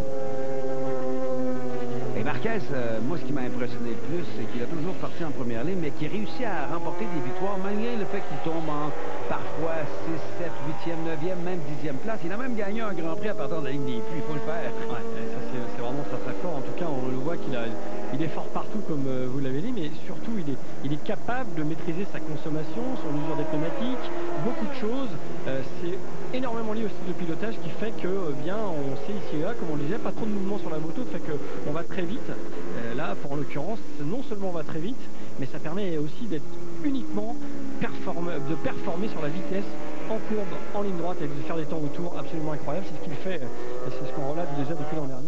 Pour le moment, on voit quand même qu'il est très très fort, alors que Pedrosa, lui, klaxonne derrière la Ducati. Oui, on met beaucoup de pression. Le coéquipier de Marquez, là, qui, je vous rappelle, est quand même 2e au championnat. Il n'a pas encore gagné cette saison. Par contre, les podiums, il y en a plusieurs. C'est 1, 2, 3, 4, 5, 6, 7 podiums. podiums en 9 courses jusqu'à présent pour Dani Pedrosa, mais son coéquipier domine tellement qu'il évolue presque dans l'ombre. Ouais, malheureusement pour lui, mais en tout cas il est quand même là, hein, avec, bon, il a une moto officielle, donc il sert moins son rang d'être à ce niveau-là, mais il a encore signé. Il a encore signé lui aussi, donc on joue la stabilité, mais voilà, il va passer maintenant Dovizioso à l'intérieur. En tout cas, Dani, c'est pas forcément un circuit très facile. On se souvient le dernier quand même que le Honda Repsol faisait le duo sur ce tracé d'Indianapolis. Forcément l'un de ses circuits favoris. Vous avez remarqué la bande de couleur qui diffère sur la roue arrière, tout particulièrement entre la moto de bande blanche pour Dovizioso qui veut dire gomme plus tendre. On paye un peu en fin de course, mais cette Ducati 5e, elle est quand même dans le sillage de la Honda Repsol. Ça prouve quand même que ce qu'on apporte chez Ducati au niveau des évolutions, c'est plutôt pas mal. 14 tours de piste à faire. 29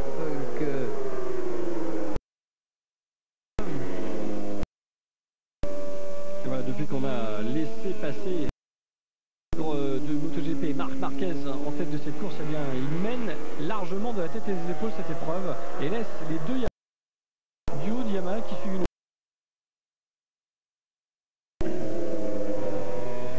Alors que pour sa part, Paul est en 6e position devant Yannon. Schlo, eh bien, profite de l'accrochage entre Bradle et Espargaro, son frère Paul, pour prendre la 9e place. Scott Redding 10e, attention également Didier en catégorie Open. Scott Redding est 10e, ça c'est une vraie bonne surprise sur ce Grand Prix. Hein. Pour Moto 2 également, qui croisait le fer l'an dernier avec Paul Espargaro pour le titre. Et pour le moment, ça doit être pas loin d'un de ses meilleurs résultats. Alors, Valentino Rossi, Didier. Alors, échange chez les pilotes Yamaha, Movistar Monster, alors que Lorenzo prend l'avantage sur Rossi. On est espère avec le jaune fluo qu'on retrouve en quantité sur la combinaison et la moto ou le casque de Rossi, devrais-je dire. Même que son numéro, j'en connais Bradle, il connaît vraiment une saison difficile hein, à la 9e position, et là cette chute va certainement pas l'aider. Ça a remarqué Didier quand même que dès que le niveau a encore franchi un cap, alors qu'il s'est meilleur temps en course, est encore réalisé par Marc Marquez, une 33.0. Quand le niveau s'est relevé cette année encore plus, il y en a qui sont laissés sur le côté. Bradley Smith faisait des meilleurs résultats l'an dernier, il est un petit peu laissé sur le côté, Crutchlow également. Ça c'est un petit peu particulier. Je suis surpris parce que Bradley, je regardais le... Oups, là c'est Yannon arrêté en bordure de...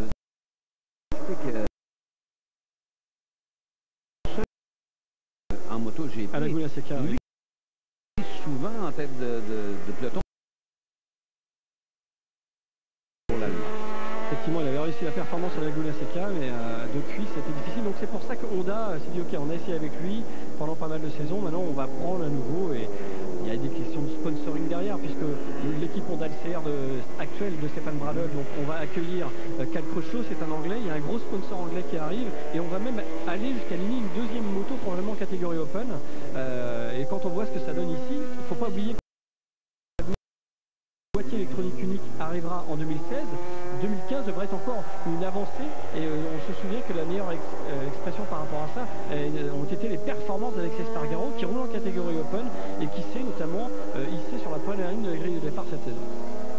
Alors, duel à finir derrière Marquez entre les pilotes Yamaha, Lorenzo et Rossi, Pedrosa Dovizioso top 5.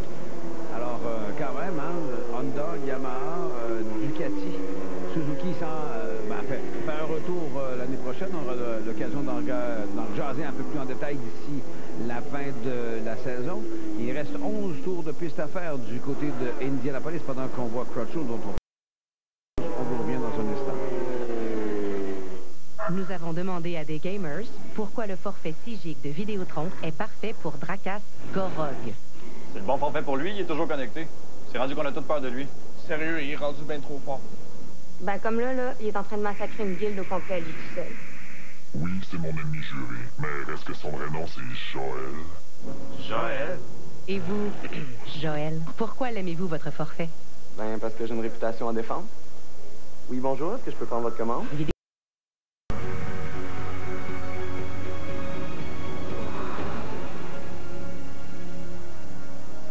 À la suite d'une retraite de 3 ans, Mario Lemieux décide de revenir au jeu pour son fils Austin. Son retour s'effectue le 27 décembre 2000 contre les Maple Leafs.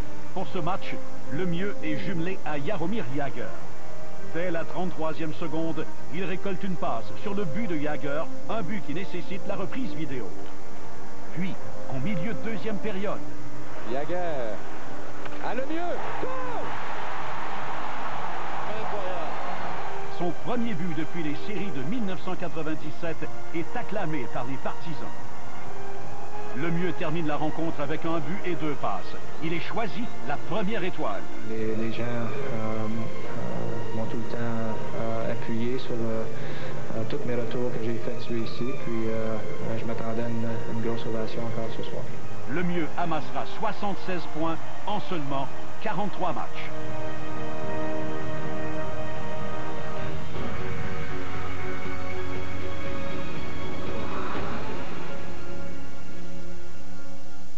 Puis, as-tu encore mal? Non, j'ai pris de l'Advil pour pouvoir tout faire. As-tu construit notre pavillon de jardin? J'ai construit des pavillons pour tout le monde. Advil procure un soulagement rapide et durable de la douleur causée par l'inflammation des muscles. Advil, agissez.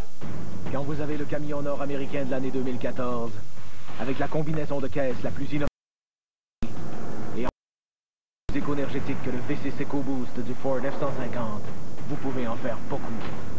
À l'abri du bruit. Le nouveau Chevrolet Silverado, bâti solide. Et en ce moment, pendant la grande liquidation, tous les modèles Chevrolet 2014 sont offerts à 0% de financement à l'achat jusqu'à 84 mois. Chevrolet, découvrez de nouveaux horizons. De retour du côté de Indianapolis, Didier Scranton en compagnie de Rodolphe Quasco. Le duel chez Yamaha se poursuit pour la deuxième position. Alors que Marc Marquez file lentement, c'est une expression, mais sûrement vers qui c'est peut-être une qui, bien sûr, égalerait des records qui ont été établis il y a pas longtemps. Il faut remonter à 97 pour trouver quelqu'un qui a été capable de gagner 10 grands prix dans la catégorie N consécutivement. On parle de Mick Doohan qui en avait remporté 12 cette saison-là sur 15 épreuves. Donc c'est pour dire un petit peu la performance, mais cela dit, pour le moment, d'avoir remporté les 10 épreuves d'ouverture de saison, il faut remonter encore plus loin. Il y a Giacomo Agostini qui avait réalisé l'exploit il y a de cela moultes années, au début des années 70, si ma mémoire est bonne, pendant qu'on va voir comment ça s'est passé au départ de Vizioso. Un excellent départ, alors que Marquez va glisser même jusqu'à la 5e à un moment donné, reprendre momentanément la 3e position, mais il est à l'extérieur lorsqu'on s'amène vers le fameux virage numéro 2, où il y a toujours beaucoup d'action. On a vu Lorenzo plonger. Wow. Et Rossi prendre la première place. Et regardez. Alors Hernandez qui s'est accroché avec Bautista, ouais, qui a poussé un petit peu le Colombien. On voit ça en caméra embarquée. On était avec Lorenzo et voilà comment c'est fébrile justement les premiers instants. Hein. C'est même furieux. Hein. On voit quand même Yannon arriver comme un taureau à côté de ses coéquipiers. Faut dire que les premiers tours de roue, on voit mieux comme ça en caméra embarquée. L'intensité de l'action, si je puis dire. Okay. Non, le furieux est beaucoup plus... Oh oui, on a vu Espargaro là, qui est venu bien près d'accrocher. Très intéressant de caméra embarquée, où on voit tout ce qui peut se passer pour un pilote avec le plein d'essence, avec beaucoup de choses automatiques avant, pas vraiment en température, ce qui était le cas pour Espargaro. Donc c'est... il faut savoir s'extirper de ses premiers tours de roue, alors qu'ici c'est beau slow-mo sur eh bien, des vues arrière, alors que pendant ce temps-là, il s'en va quand même vers cette dixième victoire. Il s'en va aller égaler Agostini et Doohan. Et va-t-il pouvoir toutes les remporter? Je repose la question, va-t-il pouvoir toutes les remporter cette saison?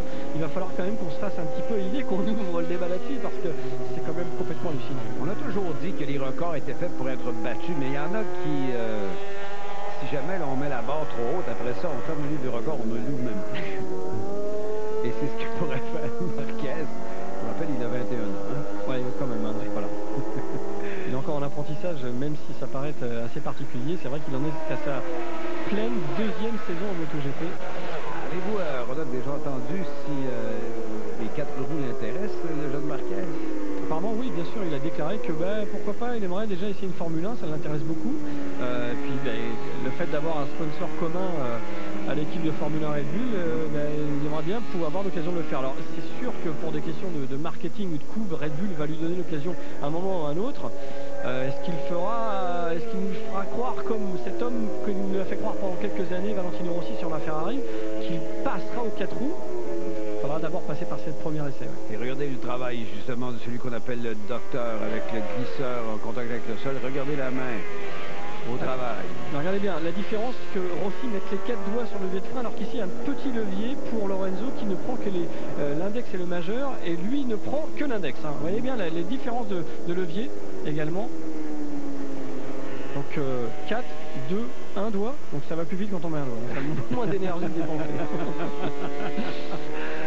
Je vous rappelle qu'en plus le levier, si jamais, en fait, je sais qu'on le fait en Superbike, pour certains, Rodolphe va pouvoir peut-être me le dire, qu'on peut régler si jamais à un moment donné, justement, les plaquettes de frein viennent qu'à être un petit peu moins efficaces. Ouais, mais vous le noterez également sur l'avant des disques, on a un petit capot de protection en carbone pour maintenir les disques en température, parce qu'on craignait peut-être un peu plus de frais sur la fin de Grand Prix, donc on a voulu garder le maximum de carbone. Oui, c'est ça que j'allais dire. En Superbike, alors que les disques sont en acier, on peut avoir une certaine relâche au niveau du freinage et on peut ajuster le levier, mais je pense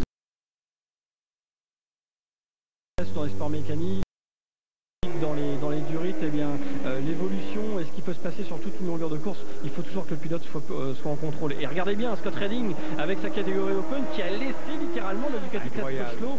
Ah, c'est incroyable, hein, ils étaient plutôt pas mal placés l'an dernier à Hayden.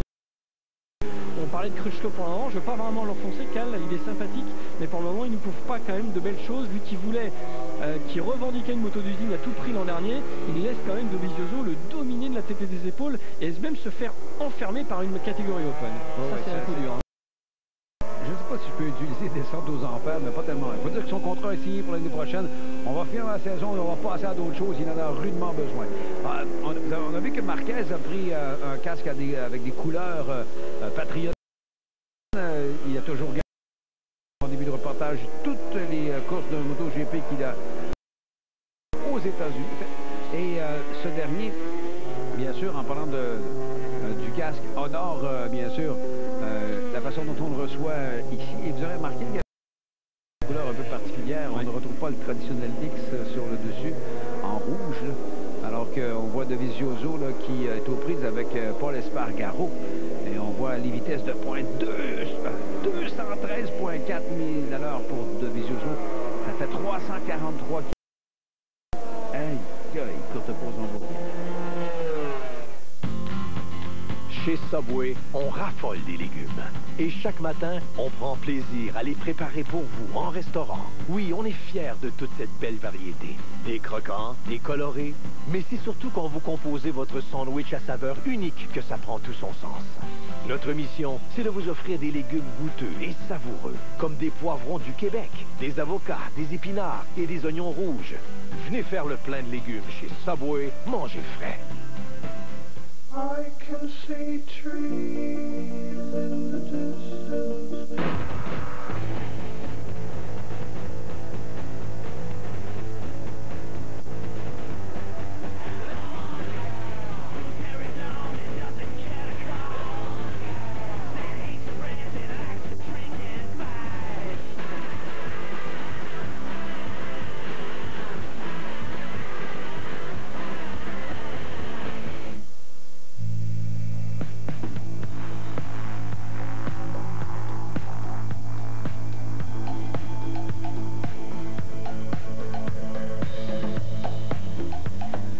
Sur PokerStars.net, vous trouverez plus de tables, plus de joueurs, parties que sur toute autre appli de poker.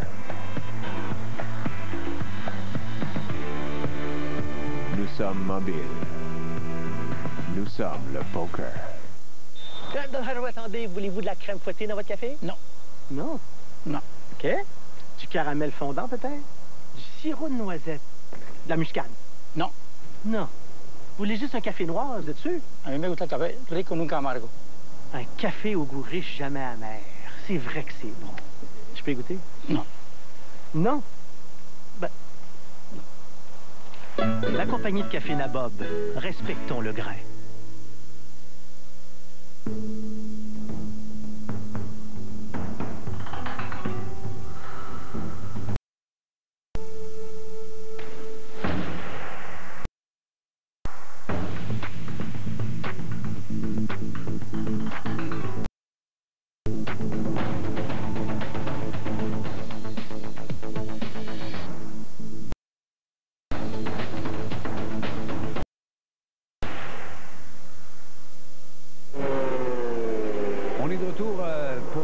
moto de Dovizioso qui a atteint la vitesse phénoménale de 343 km/h. Sur piste, Rodolphe, j'ai déjà fait 240 sur une moto et j'en avais plein mon casque, comme on dit en bon français. Ah, c'est justement ça qui est important de préciser. La position du pilote sur la moto, comment il va être capable d'appuyer sur les calpis pour bien maintenir sa position. Alors après, tout est bien calculé, tous les réglages sont faits en fonction du gabarit du pilote et permet d'aller le plus vite possible. Donc pour le moment, ça a permis d'atteindre ces vitesses-là, mais même avec 40 km/h de moins, il faut quand même tenir le cap. Rodolphe, on s'excuse pour le petit pépin technique là, dans la retransmission, mais sérieusement, là, 2,40, là, j'ai trouvé ça très vite.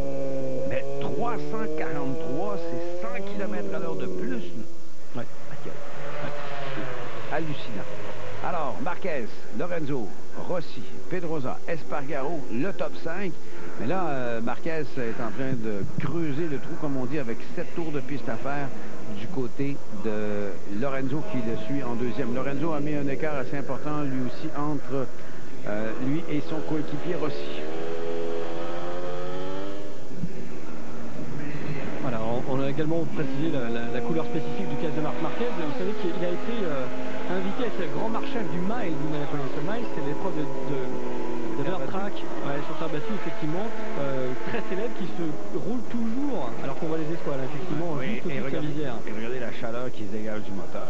Il y a de l'énergie sur une moto GP, du pilote, de la moto, de la vitesse, de beaucoup de choses. Il a été invité à être le grand marshal de l'épreuve du mile, cette traditionnelle épreuve qui se court en marge dans Indianapolis.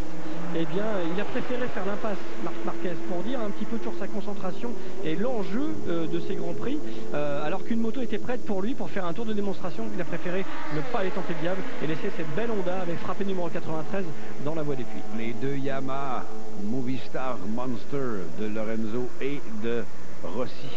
Lorenzo qui a 31 victoires, Rossi qui en a 80 en MotoGP seulement, là, parce que si vous allez regarder du côté de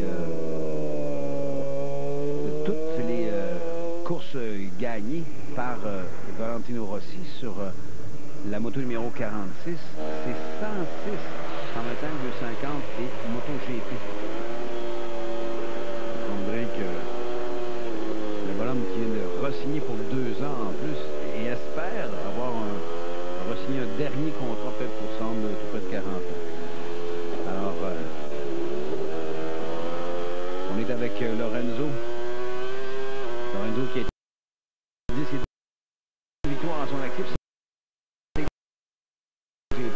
Qu'on appelle maintenant Moto 3, Moto 2 et bien sûr MotoGP. 115 podiums en carrière en 205 départs. C'est une bonne moyenne. Alors Yamaha, on a profité également sur ce week-end pour faire un grand adieu à Colin Edwards avec un moment et tous les même hommage, notamment Valentino Rossi avec lequel il était coéquipier, avec lequel il a passé des grands moments à Suzuka pendant l'épreuve d'endurance avec les donc également après chez Yamaha en MotoGP et bien c'est un grand monsieur qui s'en va, Colin Edwards. Alors il a dit qu'il serait à la prochaine épreuve anglaise de Silverstone.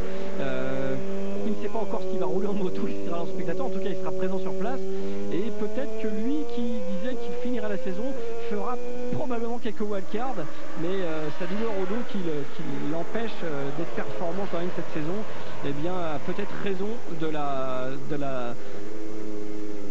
ce qui se passe au niveau de la carrière de Colin Edwards. Alors qu'on revoit ici le passage avec les attaques tantôt, oui, alors que ça jouait du coude comme dirait l'autre. Lorenzo qui reprenait de le faire. Bien sûr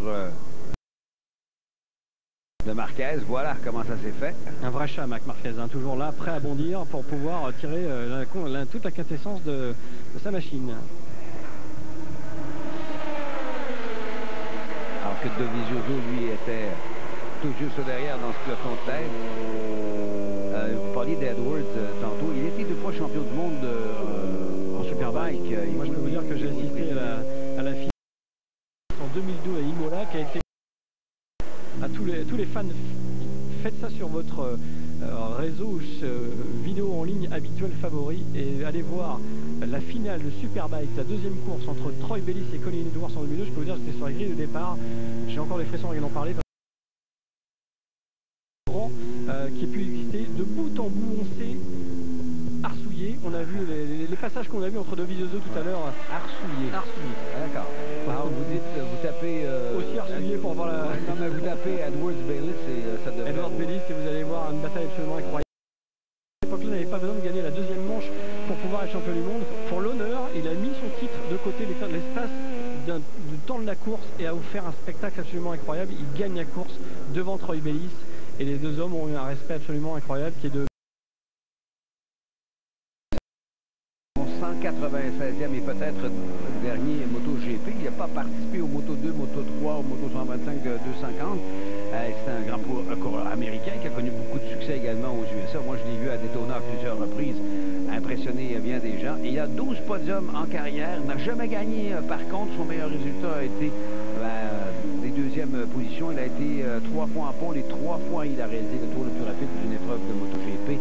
Mais ce qui le caractérise, c'est que c'est un bonhomme extrêmement constant, d'abord, qui livre quand même relativement la marchandise, mais qui est hyper sympathique, il a toujours valu d'avoir des commanditaires aussi. Et je peux vous dire qu'il a passé du temps énormément aussi en France, à l'époque du Superbike en 2001 notamment, où le français Michelin préparait les pneumatiques de MotoGP, parce que Michelin se servait du Superbike comme laboratoire pour développer toutes ces enveloppes pneumatiques pour l'arrivée du MotoGP. Donc on passait à l'époque des 500 cc.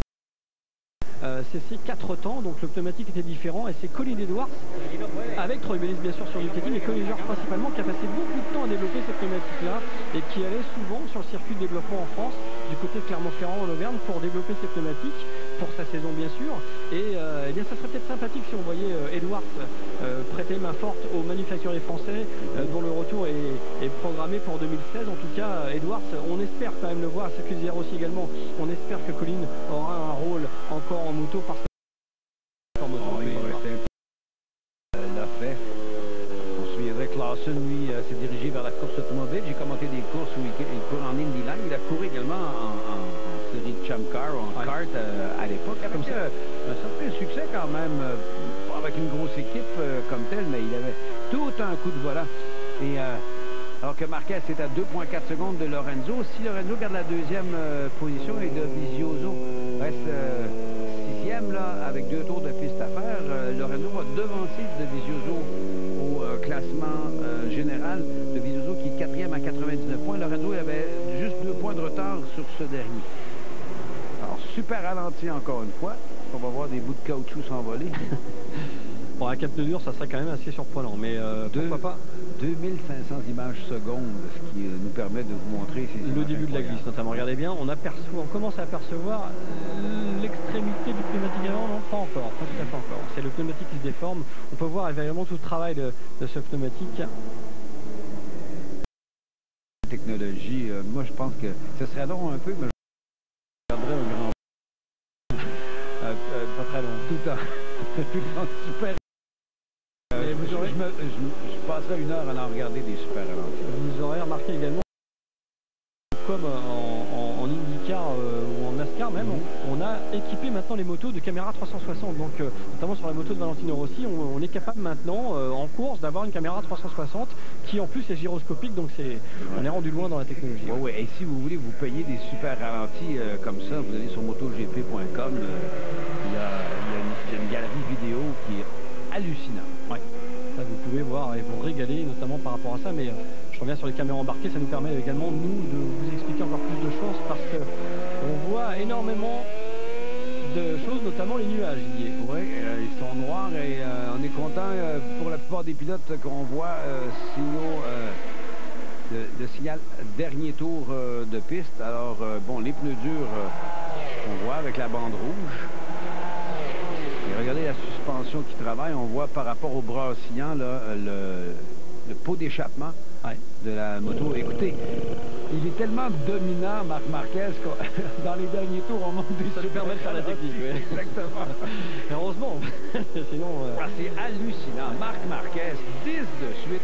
La seule fois où il n'y a pas, parce que, bon, dans les fiches, on met la position de départ et la position d'arrivée. Il y a 2 fois où c'est pas un 1, c'est départ à Catalogne en 3e et aux Pays-Bas en 2e. Et il se retourne justement Marc Marquez. On va le terminer quand même, le laisser terminer ce dernier tour, parce que tant qu'on n'a pas passé la ligne d'arrivée, on n'a pas gagné le Grand Prix, mais il vient de se retourner, Marc Marquez, pour juger un petit peu là où on était ses concurrents. Et puis il a vu Lorenzo, mais c'est pas très loin, hein, c'est le retour de Lorenzo. C'est certainement ça ce Grand Prix d'Indianapolis. Une pause estivale, des petites vacances, on revient, on est un peu mieux recentré, on signe un contrat, et voilà Lorenzo qui revient. Voilà un client dans la deuxième partie de la saison qui va pouvoir nous régaler. On se souvient de l'an dernier, Didier, Lorenzo était quand même le pilote de la saison 2013 de MotoGP, probablement le plus complet et le plus dur à aller battre, avec des chutes, une clavicule cassée, mais il a été jusqu'au bout pour aller contrer Marc Marquez qui lui va être certainement titré beaucoup plus tôt cette saison. Une 10e victoire cette saison, 16e victoire en carrière pour un pilote qui en est à sa deuxième saison, incroyable, alors que Jorge Lorenzo va signer un autre podium, la deuxième position pour ce dernier devant Rossi. Alors pour Lorenzo, c'est un deuxième, 1, 2, 3, 4, un cinquième podium, un troisième de suite. Monsieur Marquez qui est bien sûr. Son autre fils a terminé 5e en Moto 3, ce qui n'est pas négligeable non plus, lui qui a 2 victoires dans cette catégorie également. L'écart est maintenant de 91 points. Premier pilote à avoir 10 courses consécutives depuis Dowen. Éric Lucas était un individu extrêmement entêté, extrêmement déterminé. Éric Lucas a apporté à la course québécoise le sentiment qu'on avait les ressources requises pour réussir.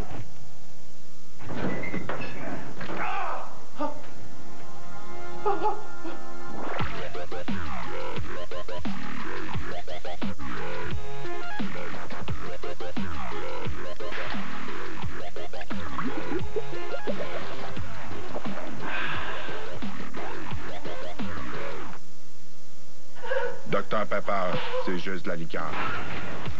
Dr Pepper, un goût unique en son genre. Dr Pepper.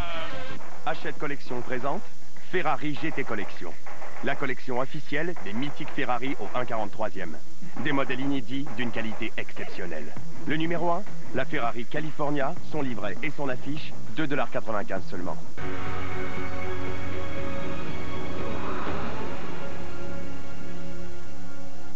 La dernière ronde du tournoi des maîtres se transforme en une lutte à 2 joueurs entre Mike Weir et Len Matisse.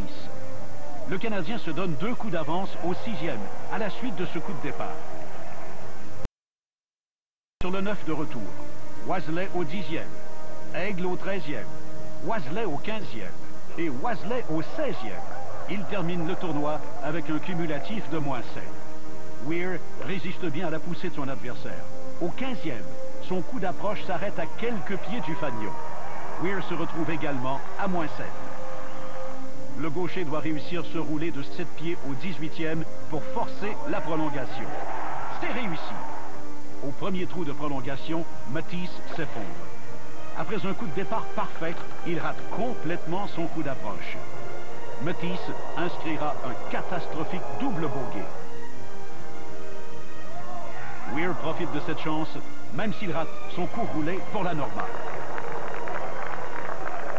Préparez-vous à célébrer la victoire de Mike Weir.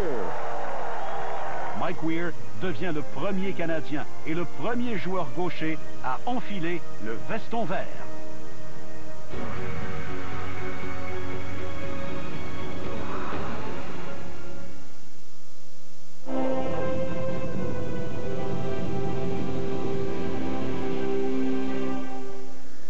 Alors de retour pour les résultats finaux de cette épreuve. Marquez une 10e victoire de suite. Lorenzo 2e, un 4e podium, dont un 2e de suite. Valentino Rossi à la 3e position. N'est plus qu'à 4 points du côté du championnat, derrière Dani Pedrosa qui a terminé en 4e position. Et comme je le disais, Lorenzo, à la suite de cette performance, va se retrouver devant Dovizioso au classement général. Lui qui a glissé à la 7e position, derrière Paul Espargaro et Bradley Smith dans les derniers instants de cette épreuve. Donc une avance de 89 points, rien de moins pour Pedrosa, alors que pour Marquez sur Pedrosa, alors que, comme je le disais, Valentino a 4 points de retard sur ce dernier. parce qu'on va oublier Marquez, à moins qu'il se blesse lors de notre prochain rendez-vous. Et voilà le flagman, justement, on parlait du dirt track, ben le voilà le flagman qui normalement fait les arrivées, et voilà comment il signe, il célèbre la victoire de Marc Marquez. Qui a de quoi sourire encore une fois. Donc notre prochain rendez-vous, Rodolphe. Eh bien, on revient en Europe, côté de l'Europe de l'Est, en République tchèque, Brno, un superbe circuit qui traditionnellement marque le retour sur le sol européen pour la deuxième partie de saison.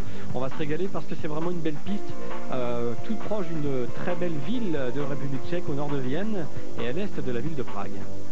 Alors il restera à ce moment-là 8 Grands Prix. Est-ce que, en parlant de Marquez, il doit remporter toutes les épreuves cette saison? Eh bien, restez sur les ondes de RDS pour le savoir jusqu'à la fin de cette saison 2014. Guy Scranon, au nom de Rodolphe Quasco, un gros merci de la part de toute l'équipe technique sous la direction de Julie-Philippe Maxet également. Au revoir, mesdames, messieurs.